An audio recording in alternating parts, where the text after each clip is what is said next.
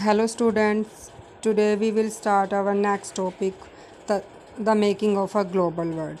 In previous topic we read about three flows of the trade. First one is flow of trade, second one is flow of labor and the third one is flow of capital. अब जब इन तीन चीज़ों का trade हुआ तो हमारे क्या थे, जो इकोनॉमी थी वो क्या हो गई थी, एक दूसरे देश से जुड़ती चली गई थी। और ये तीनों के तीनों जो फ्लो हुए थे, इन्होंने हमारे जो इंटरनेशनल इकोनॉमी थी उसको क्या किया था, प्रभावित किया था, उसको इन्फ्लुएंस किया था। अब अगर ये तीनों चीज़ों के फ़्लो नहीं होते तो हमारी जो इकोनॉमी है उसमें कोई भी चेंजेस नहीं हो पाते। इसकी वजह से हम आत्मनिर्भर भी नहीं बन पाते। आज का जो हमारा टॉपिक होगा वो लेट 19th सेंचुरी के अंदर होगा कि उसके अंदर टेक्नोलॉजी ने क्या रोल प्ले किया। अब टेक्नोलॉजी है वो क्या करती है, technology played an important role in all these developments. जितनी भी हमारे पास कुछ भी चीज़ें इन्वेंशन है उसकी डेवलपमेंट हुई है, सबसे ज़्यादा रोल किसने प्ले किया है, वो टेक्नोलॉजी ने प्ले किया है। जैसा कि आप देखते हो, railway, steamships, telegraph were important inventions without which we can not imagine the transformed 19th century world. इनके बिना हम इमेजिन ही नहीं कर सकते हैं। जैसे रेलवे के बिना जो भाप के जहाज़ थे, जो टेलीग्राफ थे, जो ये टेक्नोलॉजिकल चेंजेस आए हमारे 19th सेंचुरी के बाद अंदर, तो इनके बारे में हम इमेजिन भी नहीं कर सकते थे कि इनके बिना हम कुछ कर सकते थे। इन इन्वेंशंस ने क्या कर दिया था, हमारी जो ट्रांसफॉर्म्ड कर दिया था जो 19th सेंचुरी का वर्ल्ड था पूरी तरह से। अब ये जो टेक्नोलॉजिकल एडवांसेस हुई were often the result of larger social, political and economic factor. अब इसकी तरह से क्या किया, इसने इन्फ्लुएंस किया, जिसकी वजह से हमारे जो सोशल थे, पॉलिटिकल, जो इकोनॉमिक फैक्टर्स थे, वो भी क्या थे, इसी का ही परिणाम थे, टेक्नोलॉजी का ही।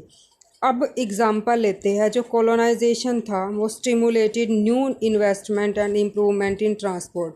जो कॉलोनाइजेशन था, कॉलोनाइजेशन जो ब्रिटिश थे, उन्होंने क्या किया, हमारी कंट्री के अंदर नई नई इन्वेस्टमेंट की और इम्प्रूवमेंट की। हमारे ट्रांसपोर्ट के अंदर फास्टर रेलवे नेटवर्क लेके आया, लाइटर वैगन्स लेके आया एंड द लार्जेस्ट शिप लेके आया, ताकि वो मूव कर सके एक जगह से दूसरी जगह पर, और वो मोर चीपली भी हो, सबसे सस्ती भी हो, क्विकली जल्दी से भी ले जाए from far away farms to the final market.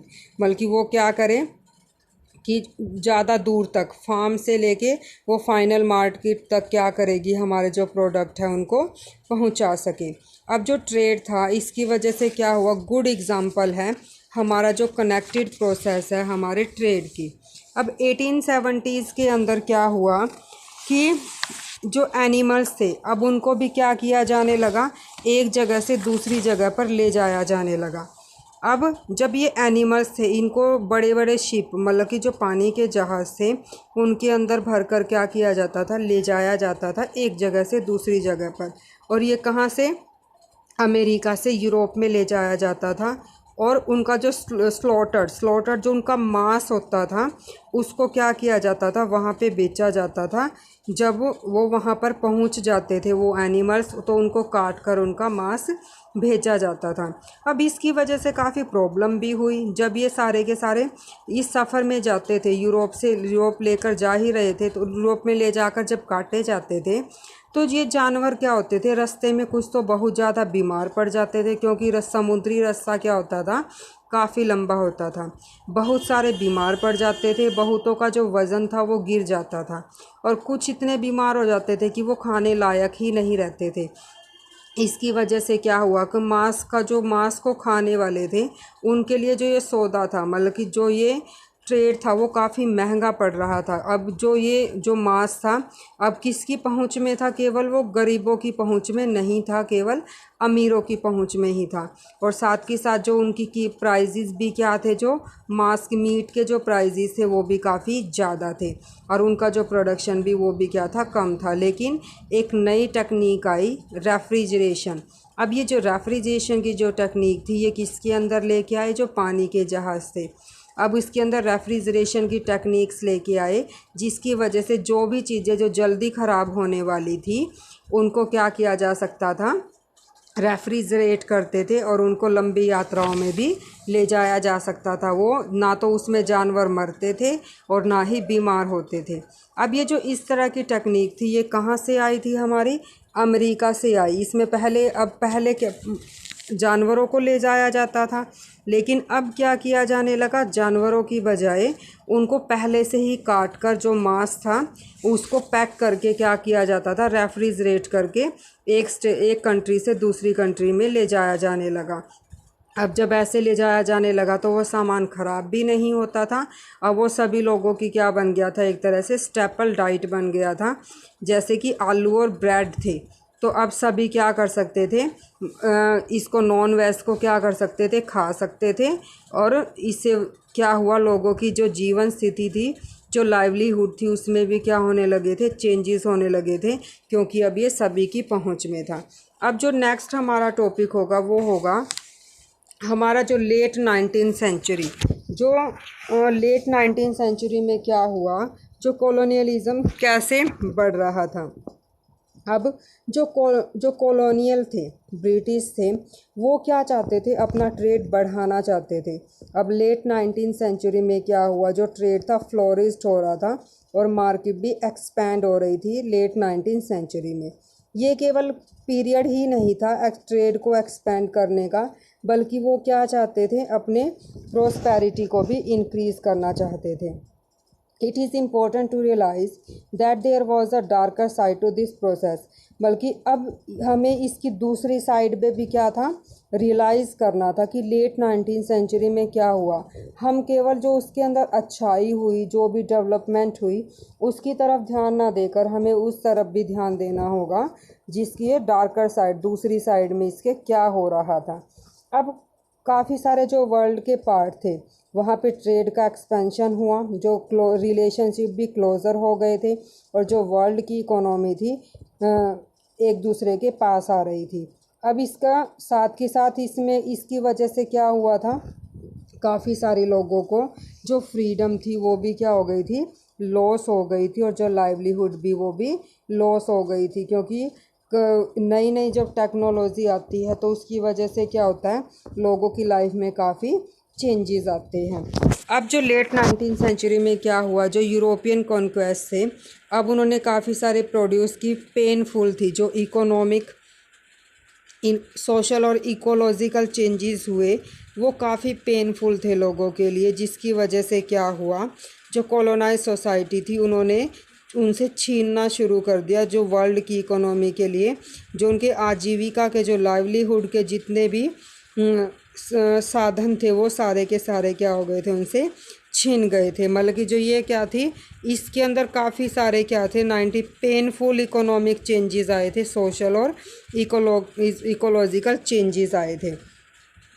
अब लेट 19th सेंचुरी में जो ये पेनफुल चेंजेस तो आए, साथ के साथ 1885 में क्या हुआ, जो यूरोपियन पावर थी वो कहाँ पर मिली, बर्लिन में मिली, और उसने कंप्लीट कर लिया, बर्लिन से और कंप्लीट कर लिया था जो carving up Africa between them. अब जो यूरोपियन ताकत थी वहाँ पे बर्लिन में एक मीटिंग हुई कि जो अफ्रीका के नक्शे पर है क्या है कि इसी तरह की क्या है, लाइनें खींच दी जाएं और सबको उसको क्या कर लिया जाए, आपस में बांट लिया गया। अब जो ब्रिटेन और फ्रांस बने, वास्ट एडिशंस उनके क्या थे, काफ़ी जो एरिया था वो काफ़ी बड़ा था। अब जर्मनी और जो बेल्जियम थे वो क्या बन गए थे, अब नई कॉलोनियल पावर्स बन गए थे। अब जो यूएस था वो क्या था, सबसे जो मेन पावर कौन बना था, यूएस बना था कॉलोनियल पावर। इन कब, लेट 1890s के अंदर क्या बन गया था, सबसे बड़ी ताकत बन गया था। अब जो नेक्स्ट हमारा टॉपिक होगा रिंडरपेस्ट और कैटल प्लेग। मतलब कि अब ये जो ट्रेड तो किया जा रहा था शिप के थ्रू, अब एनिमल्स भी आ रहे थे, बीमार भी हो रहे थे, तो उसकी वजह से क्या थे, बीमारी भी आई। ये कौन सी बीमारी थी, रिंडरपेस्ट आई। जो ये बीमारी थी ये किस में पाई जाती थी, एनिमल्स में पाई जाती थी। शिप और गोट को ये ज़्यादा अफेक्ट करती थी, इनके अंदर ये ज़्यादा पाई गई थी। और ये क्या थी, एक वायरल डिजीज़ थी, ये तेज़ी से फैलती थी।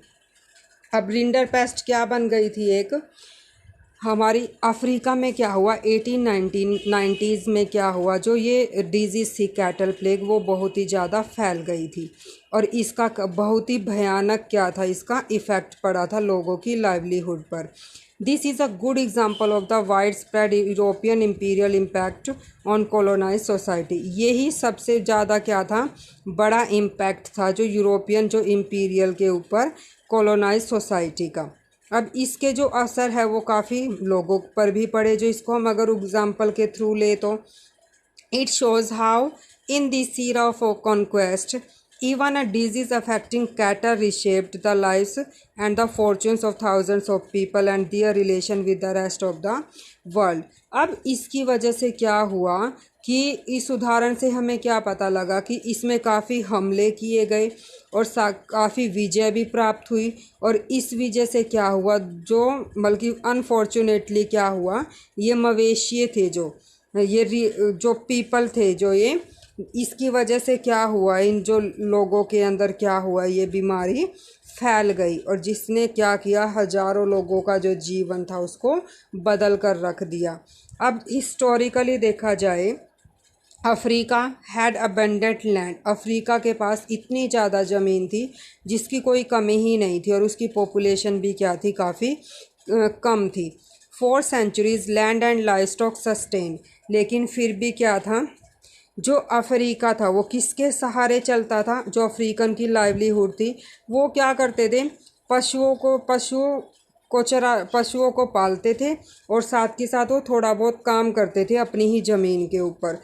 उनको पता ही नहीं था उनके पास इतने सारे रिसोर्सेज हैं।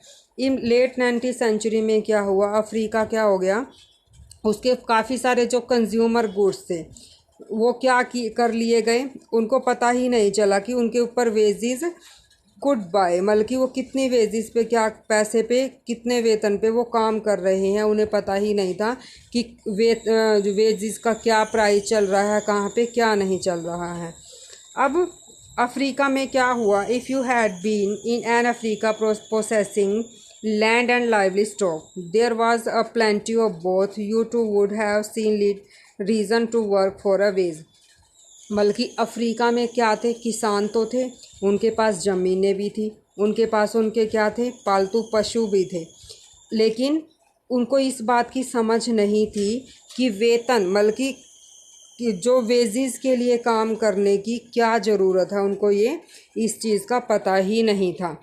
अब लेट 19th सेंचुरी में क्या हुआ, जो यूरोपियन थे वो अट्रैक्ट हुए अफ्रीका की तरफ, क्योंकि अफ्रीका में क्या थे, काफ़ी सारे रिसोर्सेज थे, लैंड और मिनरल्स भी थे। अब यूरोपियन कहाँ से आए, अफ्रीका में आए और वहाँ पे इस होप में आए कि वो एस्टाब्लिश करेंगे वहाँ पे प्लांटेशन और माइनिंग करेंगे, ताकि वो जो भी वो क्रॉप्स को प्रोड्यूस करेंगे और मिनरल निकाल लेंगे, उसको एक्सपोर्ट कर देंगे यूरोप के अंदर। लेकिन ये क्या थी, but there was an unexpected problem, उनके पास एक ऐसी समस्या आई, शॉर्टेज ऑफ लेबर, क्योंकि यूरोप में तो अफ्रीका में तो लोग क्या थे, कम थे। अब उनको लेबर चाहिए थे, और कैसी लेबर चाहिए थी, जो कम दामों पर उनके लिए काम करे। तो इसके लिए उन्होंने क्या किया, एम्प्लॉयर्स को क्या करना शुरू कर दिया, रिक्रूट करना, भर्ती करना शुरू कर दिया। हैवी टैक्सेस, अब उनके ऊपर हैवी टैक्सेस भी इम्पोज किए गए। अब जो भी क्या था, वुड विच कुड बी पे only by working for wages on plantation and mines. उन्होंने क्या बोला कि जो भी इसमें काम करेगा कि प्लांटेशन और माइंस के अंदर, उन पर क्या किया जाएगा, काफ़ी सारे क्या किए गए, टैक्सेस भी लगा दिए गए। जो इनहेरिटेंस लाज भी, काफ़ी सारे लाज भी चेंज किए गए। इसकी वजह से क्या हुआ, लॉ चेंज हुए, जो पीजेंट्स थे वो भी क्या हो गए, डिस्प्लेस्ड हो गए अपनी लैंड से, उन्होंने उनकी जो लैंड थी वो भी उनसे छीन लिए गए। जो उनके जो लैंड के कानून थे ना, इस तरह से लैंड के ऊपर उनका अधिकार है, राइट टू प्रॉपर्टी है, वो भी उनसे उसमें भी चेंजेस किए गए। अब नई तरह के कानून क्या किए गए, लगा दिए गए। अब साथ के साथ जो क्या था, उनको पुश किया गया कि वो क्या करेंगे, लेबर मार्केट में जाकर क्या करेंगे, वहाँ पर काम करेंगे। जो माइन वर्कर्स है उनको भी कन्फाइंड किया गया और कंपाउंड्स किया गया and not allowed to move about freely, मतलब कि उनको बांध कर रख दिया जाता था और उनको उसके ऊपर पाबंदी लगा दी गई कि वो खुलेआम नहीं घूम सकते हैं। तो then came rinderpest devastating cattle disease. तभी इसके बाद वहाँ पर क्या ही, रिंडर पेस्ट नामक एक विनाशकारी डिजीज़ आई जो क्या हुआ, पशुओं में फैल गया। अब ये रिंडर पेस्ट अफ्रीका में कब पहुँचा, 1880s में पहुँचा और ये इट वॉज कैरिड बाय, अब ये कौन लेके आया था, क्योंकि ये यूरोप में फैला हुआ था तो ये यूरोपियन लेके आए थे, क्योंकि वहाँ से इन्फेक्टेड जो कैटल थी उनको इंपोर्ट किया गया, वहाँ से लाया गया ब्रिटिश एशिया से। और वो क्या करने के लिए, टू फीड द इटालियन जो सोल्जर्स थे जो अफ्रीका में लगे हुए थे, जो ज़बरदस्ती काम करवा रहे थे, उनका पेट भरने के लिए वहाँ पे लाया गया था। Entering Africa in the east, rinderpest moved west like forest fire, बल्कि जो अफ्रीका में जब ये ईस्ट में, तो ये बीमारी इस तरह से फैल गई थी जैसे कि क्या हो, जंगल की आग फैलती है। रीडिंग अफ्रीका अटलांटिक कोस्ट 1892 तक, इट रीच द केप, बाद में ये अफ्रीका के जो सदर्न मोस्ट टिप पर भी पहुंच गई थी 5 सालों के बाद। Along the way rinder paste killed, मतलब कि इसके साथ साथ जो रिंडर पेस्ट ने क्या किया, लगभग 90% क्या किया था, कैटल को थे जो उनको मौत की नींद सुला दिया था। अब इस लॉस की वजह से क्या हुआ, काफ़ी सारे कैटल डिस्ट्रॉय हो गए थे, जो अफ्रीकन की लाइवलीहुड थी वो पूरी तरह डिस्ट्रॉय हो चुकी थी। इसकी वजह से अब वो मजबूर हो गए थे, जो प्लांटर्स माइन वर्कर्स थे और जो कॉलोनियल गवर्नमेंट थी वो अब सक्सेसफुल हो गई थी कि अब मोनोपोलाइज्ड, मतलब कि अब उसने एकाधिकार बना लिया था। वट स्कार्स कैटर रिसोर्स, क्योंकि उनके पास कोई और रिसोर्सेज बचे ही नहीं थे, काफ़ी कम बचे हुए थे। अब इसलिए वो अपनी पावर बढ़ाना चाहते थे और उन्होंने फोर्स किया अफ्रीकन को कि वो लेबर मार्केट में काम करे। इसके लिए उन्होंने कंट्रोल करना शुरू कर दिया, जितने भी बचे हुए थे, जो भी पशु बचे हुए थे, उनको क्या करना शुरू कर दिया, अपने कब्ज़े में ले लिया यूरोपियन कॉलोनाइजर्स ने और उनको कॉन्क्वायर कर लिया और सबड्यू अफ्रीका, और अफ्रीका को भी क्या कर लिया, अपना गुलाम बनाने की सोच ली और गुलाम बनाने की कोशिश की। सिमिलर स्टोरीज है can be told about the impact of, अब ये हमारा क्या है जो बताती है कि क्या इम्पैक्ट पड़ा था वेस्टर्न कॉन्क्वेस्ट का on the other parts of the 19th century of the world में, बल्कि इस तरह की काफ़ी सारी स्टोरीज़ हैं। जो नेक्स्ट टॉपिक है हमारा वो है endangered labour migration from India, इसके बारे में हम नेक्स्ट वीडियो में कंटिन्यू करेंगे।